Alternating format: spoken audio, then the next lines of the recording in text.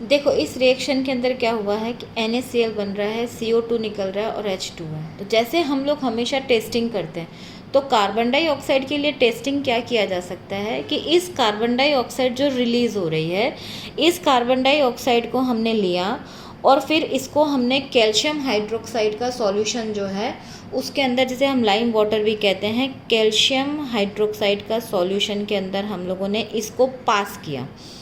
तो इसको पास करने से क्या होगा कि ये कैल्शियम हाइड्रोक्साइड के साथ मिलकर के कैल्शियम कार्बोनेट बनाता है, जिसे हम कहेंगे CaCO3 प्लस क्या रिलीज़ हो जाता है इसके अंदर से, H2O रिलीज़ हो जाता है। तो देखो इसके अंदर यहाँ पर हम इनकी स्टेट को बताएंगे कि ये कैल्शियम ऑक्साइड, कार्बन डाइऑक्साइड है, ये गैस था, हाइड्रोक्साइड जो है ये एक एक्वस सॉल्यूशन है, ये सॉलिड बनेगा और ये लिक्विड बनेगा। ठीक है, तो यानी देखो अभी कैल्शियम ऑक्साइड जो हाइड्रोक्साइड है, कैल्शियम हाइड्रोक्साइड जो होता है ना, इसका सॉल्यूशन कैसे होता है, ये मिल्की सॉल्यूशन है। किस कलर का होता है, ये मिल्की कलर का होता है। और जब ये इसके अंदर से calcium carbonate as a precipitate नीचे बैठ जाता है, कैल्शियम कार्बोनेट बनेगा, प्रेसिपिटेट नीचे बैठ जाएगा, तो ये सॉल्यूशन जो है ना वो क्लियर हो गया, कलरलेस कह सकते हैं या क्लियर सॉल्यूशन हो गया।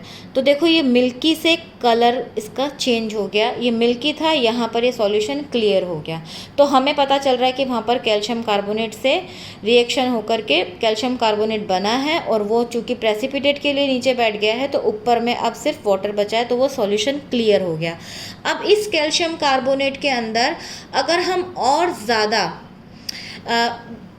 CO2 को पास करते रहें इसके अंदर से, जो हमारे पास जो कैल्शियम कार्बोनेट का सॉल्यूशन आया उसके अंदर से अगर हम CO2 को रिलीज़ करते चले जाएंगे, तो फिर क्या होता है कि देखो यहाँ पर इस सॉल्यूशन के अंदर यहाँ पर क्या क्या था, कैल्शियम कार्बोनेट जो यहाँ पर सॉलिड बना, इसके अंदर H2O में ये मिला हुआ ही था क्योंकि पानी था, इसके अंदर हम और ज़्यादा CO2 देते जा रहे हैं, CO2 को हमने इसके अंदर बराबर चलते चले जा रहा है। ये चूँकि सॉलिड था, ये लिक्विड है और ये गैस है। ठीक है, इसके अंदर से हम इसके अंदर से और सॉल्यूशन पास करते जा, और कार्बन डाइऑक्साइड इसके अंदर से पास करते जा रहे हैं। तो अब क्या होगा कि वो जो कार्बन डाइऑक्साइड है ये वाटर के साथ रिएक्ट करके क्या बनाएगा, कैल्शियम के हाइड्रोक्साइड बनाएगा, यानी कैल्शियम हाइड्रोजन कार्बोनेट बना लेगा, यानी HCO3 का ट्वाइस।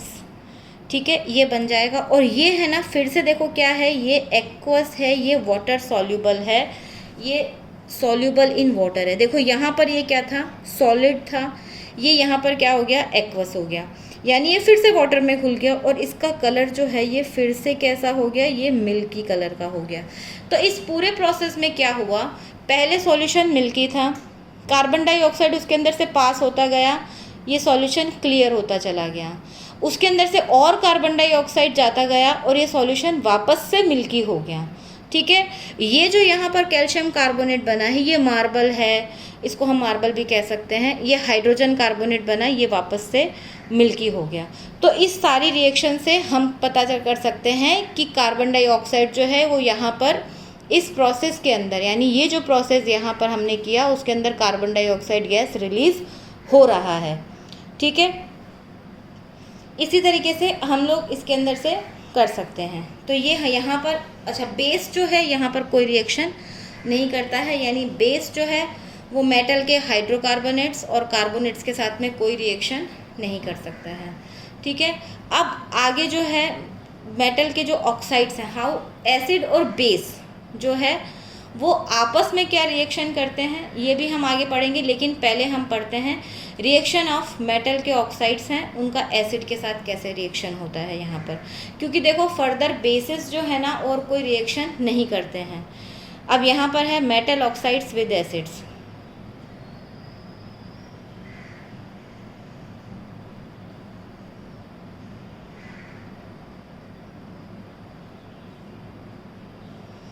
देखो मेटल के ऑक्साइड पर उनका एसिड के साथ में कैसे रिएक्शन होगा और रिएक्शन करके वो क्या बनाएंगे, ये यहाँ पर हम एक एग्जाम्पल इनका लेते हैं। तो मेटल के जितने भी ऑक्साइड्स होंगे,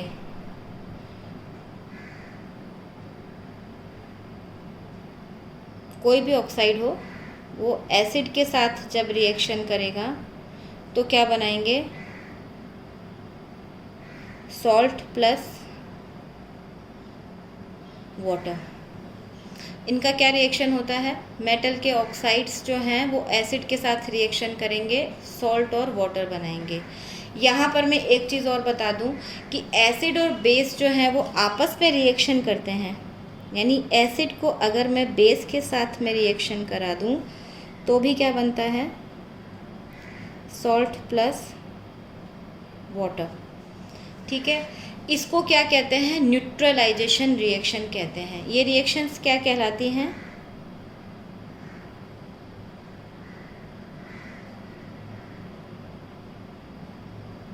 देखो एसिड के अंदर एसिड का नेचर होता है, बेस के अंदर बेस का नेचर होता है, बेसिक नेचर होता है, लेकिन सॉल्ट जो है ना उसका पर्टिकुलर कोई डिस्टिंग्विश हम उसको नहीं कर सकते हैं।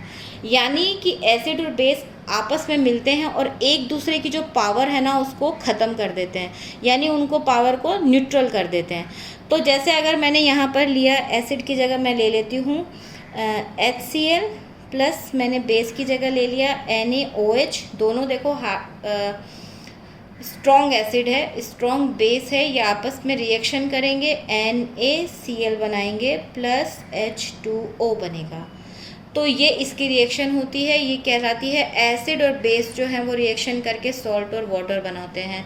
सेम रिएक्शन हमने अभी यहाँ पर भी पढ़ी थी कि मेटल का कोई भी ऑक्साइड होगा वो भी रिएक्शन करेगा एसिड के साथ तो सॉल्ट और वाटर बनाएगा। अब इस रिएक्शन में आप देखो कि मेटल ऑक्साइड जो है वो कैसे रिएक्ट कर रहा है, बेस के जैसे रिएक्शन कर रहा है।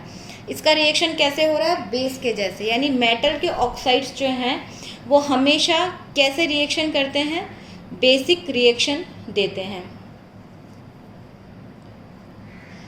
तो हम ये कह सकते हैं कि मेटल के जो ऑक्साइड्स हैं ये क्या करते हैं, बेसिक नेचर है और हमेशा इनका नेचर जो होगा ना जैसे मिल्क ऑफ मैग्नीशिया, जैसे मान लो कि MgOH2। तो ये रिएक्शन जो है ना उससे हम क्या समझ सकते हैं कि जो न्यूट्रलाइजेशन रिएक्शन होती है ये हमारे कहाँ पे काम आती है, कि देखो जैसे मिल्क ऑफ मैग्नीशिया है आपके उसमें होता है, या फिर हम जैसे इनो वगैरह यूज़ करते हैं, मिल्क ऑफ मैग्नीशिया है,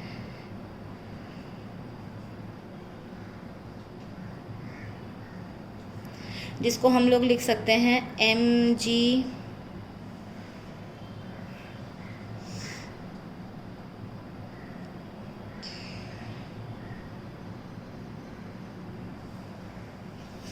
ओ।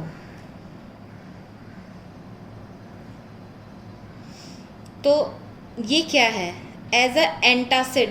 देखो क्या होता है कि जब हमारी बॉडी के अंदर डाइजेशन होता है, ठीक है ना, तो जब बॉडी के अंदर डाइजेशन होता है तो उसको हम क्या कहते हैं कि उसके अंदर से HCl रिमूव होता है। बॉडी के अंदर डाइजेशन का प्रोसेस कौन करता है, HCl करता है। HCl कैसा होता है, हमारा स्टमक जो है ना, ये हमारा स्टमक है, इसके अंदर डाइजेशन होता है और डाइजेशन किससे होता है, HCl से होता है। तो ये HCl जो है ना उसकी वजह से क्या होता है, अगर कभी इनडाइजेशन होता है यानी जब खाना नहीं पच रहा है, तो खाना नहीं पच रहा है तो उस प्रोसेस में क्या होता है कि HCl जो है वो बनने लगता है और स्टमक की जो ये परत है उसको ही खाने लगता है, क्योंकि ये एसिड है, ठीक है ना। तो ये परत को, ये जो इसके अंदर की जो लेयर है उसको, तो इससे अल्सर वगैरह भी होने का डर रहता है, ठीक है।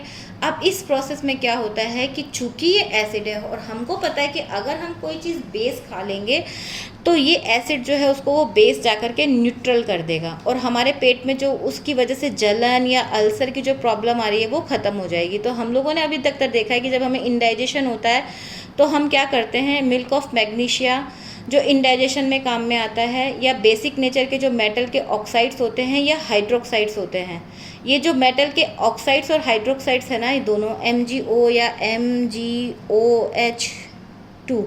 ये दोनों जो है ना मिल्क ऑफ मैग्नीशिया तो सिंपल एक एग्जांपल बता रही हूँ मैं, इसके अलावा और भी बहुत सारे जैसे सोडा है, तो ये सब भी क्या है कि बेस के जैसे काम करते हैं और इसको HCl जो है उसको न्यूट्रल करके, तो ये न्यूट्रलाइजेशन रिएक्शन जो होती है ना वो हमारे इंडाइजेशन में हमें बहुत इफ़ेक्ट करती है। तो ये चीज़ भी यहाँ पर हमको जानने का वो है। तो यहाँ पर अभी हमारा इस चैप्टर के अंदर आपकी बुक के हिसाब से अगर मैं देखूं तो इस बुक के हिसाब से हमारा देखिए, यहाँ से हम लोगों ने पढ़ा how do acids and bases react with matter, page number 19 है हमारे पास में। इसके बाद से हमारा ये यहाँ पर हमने हाउ डू कार्बोनेट्स और मेटल के कार्बोनेट्स होते हैं, ये हमारा कंप्लीट हो गया। एसिड और बेस जो है ना वो आपस में रिएक्ट करके सॉल्ट और वाटर बनाते हैं, ये हमारा कंप्लीट हो चुका है। रिएक्शन ऑफ मेटलिक ऑक्साइड्स हैं, ये भी एसिड के साथ रिएक्शन करके इनका भी वही मेटल का ऑक्साइड्स बनता है। इसके बाद देखो इसके अंदर क्या है, जो भी यहाँ पर मैंने क्वेश्चन आंसर्स यहाँ पर दिए हुए हैं आप इनको करने की कोशिश करिए और इनको करना है आपको। अब सेकंड इसके अंदर जो नेक्स्ट जो टॉपिक है वो है कि how do all acids and all basis have in common, और इसके बाद इसके अंदर आता है कि बेसेस और जो हैं वो वाटर सॉल्युबल होते हैं, उनको जब हम वाटर में सॉल्युबल करते हैं तो वो क्या होता है, और स्ट्रॉन्ग एसिड और इस बेस का जो सॉल्यूशन है। तो ये सारा जो टॉपिक है ना वो एक साथ कवर होगा। तो नेक्स्ट जो टॉपिक है वो हमारा क्या है कि एसिड्स और बेसिस जो है उनके अंदर कॉमन क्या है और उनकी स्ट्रॉन्गनेस को हम कैसे पता कर सकते हैं। तो ये हमारा नेक्स्ट वीडियो है।